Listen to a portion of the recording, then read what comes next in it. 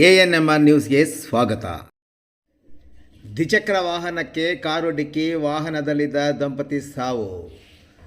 ಬೆಂಗಳೂರು ಚಿಂತಾಮಣಿ ಹೆದ್ದಾರಿಯ ನಾಯಂದಹಳ್ಳಿ ಗೇಟ್ ಬಳಿ ಕಾರೊಂದು ಮುಂದೆ ಹೋಗುತ್ತಿದ್ದ ಟಿವಿಎಸ್ ದ್ವಿಚಕ್ರ ವಾಹನಕ್ಕೆ ಭೀಕರವಾಗಿ ಡಿಕ್ಕಿ ಹೊಡೆದ ಪರಿಣಾಮ ದ್ವಿಚಕ್ರ ವಾಹನದಲ್ಲಿದ್ದ ದಂಪತಿ ಸ್ಥಳದಲ್ಲೇ ಸಾವನ್ನಪ್ಪಿರುವ ಘಟನೆ ಇಂದು ಮಧ್ಯಾಹ್ನ ನಡೆದಿದೆ. ಅಪಘಾತದಲ್ಲಿ ಮೃತಪಟ್ಟ ದಂಪತಿಯನ್ನು ಕೋಲಾರ ಜಿಲ್ಲೆ ಕ್ಯಾಲ್ನೂರು ಸಮೀಪದ ಚನ್ನಸಂದ್ರ ಗ್ರಾಮದ 53 ವರ್ಷದ ಗಾಯತ್ರಮ್ಮ ಮತ್ತು 55 ವರ್ಷದ ಸುಬ್ರಹ್ಮಣ್ಯ ದಂಪತಿ ಎಂದು ಗುರುತಿಸಲಾಗಿದೆ.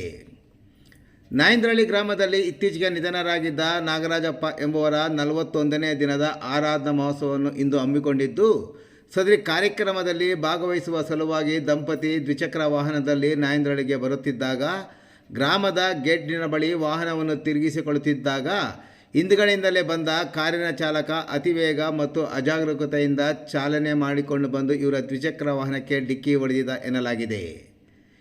ಡಿಕ್ಕಿಯ ರಭಸಕ್ಕೆ ದ್ವಿಚಕ್ರ ವಾಹನ ಸಂಪೂರ್ಣವಾಗಿ ಜಖಂಗೊಂಡಿದೆ.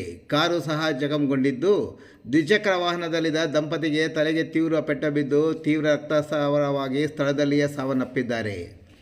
ವಿಷಯ ತಿಳಿದ ಕೂಡಲೇ ಗ್ರಾಮಾಂತರ ಠಾಣೆ ಪೊಲೀಸರು ಸ್ಥಳಕ್ಕೆ ತೆರಳಿ ಮೃತರ ಶವಗಳನ್ನು ಇಲ್ಲಿನ ಸಾರ್ವಜನಿಕ ಆಸ್ಪತ್ರೆಗೆ ರವಾನಿಸಿದ್ದಾರೆ.